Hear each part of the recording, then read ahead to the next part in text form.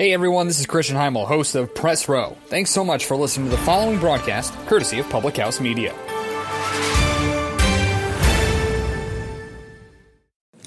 Hey, Choose Rise fans, kjpmeyer here. I wanted to extend an invite to you to join me in my Healthy Living Accountability group, Together We Rise. It is there where we work on fitness, we work on nutrition, we work on positive mindsets, and supporting each other in the process of living a healthy, fulfilling life. In whatever season of life that you're in, everyone has the opportunity to live a healthier, more fulfilling life. So join me. Head me up at chooseriseup@gmail.com or check out chooseriseup.com to learn more about how you can be a part of this amazing group and feel fulfilled and healthy for life.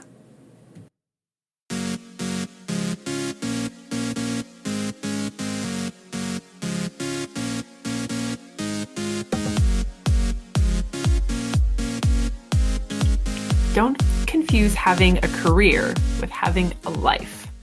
Hillary Rodham Clinton. Oh my goodness, this one hit home for me.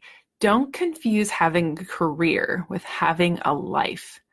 I have spent the good majority of my life being defined by the position that I was in for work or my career. And although employers might try to convince us otherwise, there is a lot more to life than work. And especially if it's something that you're not massively passionate about, but it's always super good to be unplugged in some sort of way to making sure that you are living your life, because there's a difference between working to live and living to work. And so if the only time that you're making for yourself is work, if the only time that you're ever, all your time in your world is going to your career, your job, I would encourage you to find other activities, other interests, other things that define you and who you are besides the job title that you have. I mean, oftentimes as adults, we, say who you are when you introduce yourself. You're a wife, you're a mom, you're a teacher, you're a lawyer, you're a banker, you're a whatever.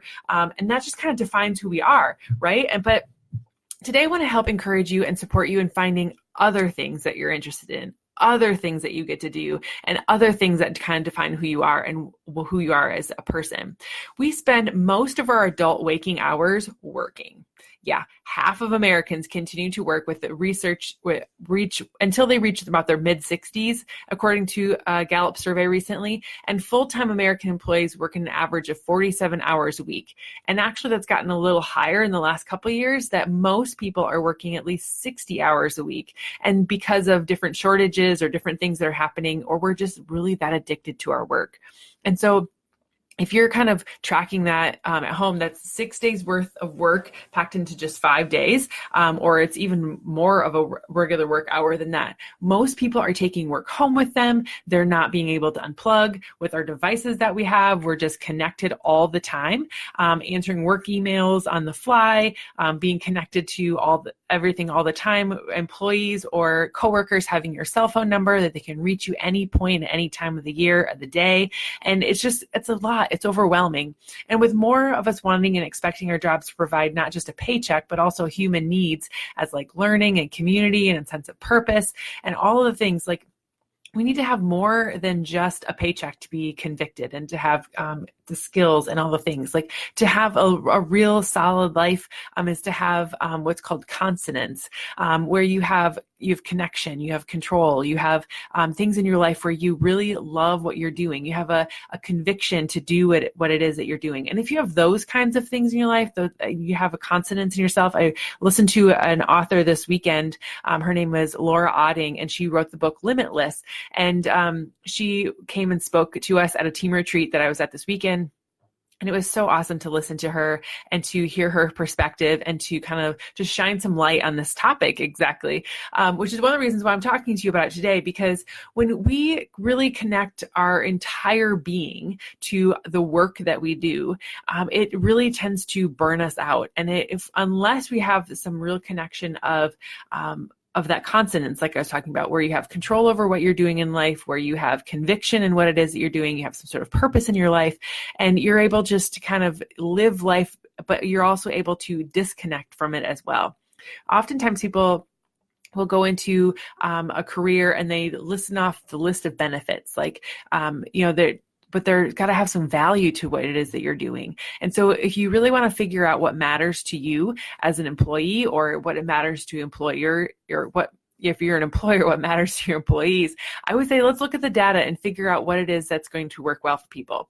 Okay, so people want to feel connected. People want to have a purpose. People want to have a reason, a good a conviction of why they're doing something. It's going to be able to help somebody else do something for them. And when you're able to really be happy at work, you're going to have gratitude in your life. You're going to have more confidence in who you are. You're going to be able to, when you're able to disconnect from it, you're going to be able to live a life outside of it. And it's going to just become all kinds of things that are going to improve all areas of your life. And when we can be present in the position that we're in, present in our job in a certain time of day, present in our family in another time of day, and present in our extracurriculars activities at other times of the day, we're able to disconnect and be focused and present in those areas. That's when the rest of the life gets better as well. There's no such thing as balance in life, balance work and life. I would really say that if you're really wanting to have a happier life, that you really focus in on doing the things that are going to give you joy. And if work is not bringing you joy, now, granted, there's always going to be things that are not joyful in everything that you do at your job or with your career or whatever it is that you do. There's going to be certain things that are going to be full of passion and they're going to be amazing. And then there's going to be other things that are just not as much fun to do. But in the grand scheme of things, as a collective, it's a joyful activity. It's something you look forward to going to every day. Because like I said, when most of your time, half of Americans are going to work until their mid 60s or early 70s, and you're going to spend most of your adult waking hours at a job, at a career. You should be doing something that you enjoy and that you love doing, that fills your cup, and that you love working at, and that you love the people that you're working with. And when you can do those kinds of things and figure out how to be present and be plugged in at this time, and then go do something else and be present and plugged in there, that's when you have a better, what we would call balance. But I would say that it's really more of a shifting of roles in life. One of my good friends and mentors always talks about the 6 roles of life and how we have to live in 6 roles. And then a lot of us have way more than 6 roles on our schedule and on our demands of us in the day. But when we can really focus in on just 6 of them and really do those 6 things well and be okay with letting go of the other things, then that's where we have more joy in our life. We're able to be more balanced, for lack of a better word, and we're able to have more gratitude in our heart because we're able to really serve the people that we're working in. So when you feel overwhelmed with responsibilities and expenses and all the things that we aren't particularly grateful for, a pattern starts to emerge where you start to resent and really start to not feel good about what you're doing. So a way to peak some gratitude is to really focus on the good things that are happening in your day, and to also find that balance, find that ways that you can live life, other things that you're living for besides work. So I would say find some extra activities, find some hobbies, join a group of people that it's going to help you be more adventurous in life. Talk to people about other things besides their career. Ask them goal-oriented questions. What is something that's made you happy lately? Talk about things that helps you become a different person, and think about other things besides work. A lot of times when we get together with friends or whatever, a lot of things always kind of go back to like the work concept, because that's where we're spending the most of our time. But what if we just change the conversation? What if we just started asking questions like, hey, what is something that brought you joy this week?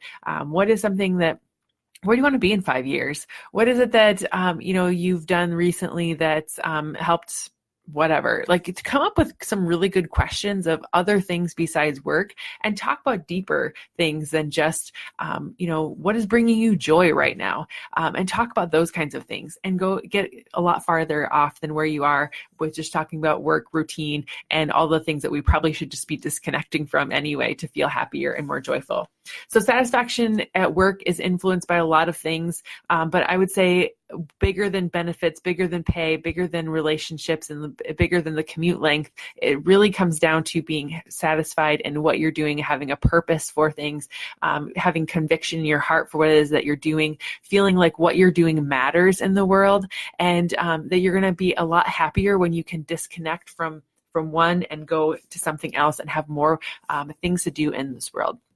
I love working with what I get to do in the day. I was in a position where I felt very successful in what I was doing, but I wasn't very convicted about it anymore. I found something else that it gives me more time, more freedom, more opportunities for income, more friendships that are real and valuable and that I can talk to about anything in life.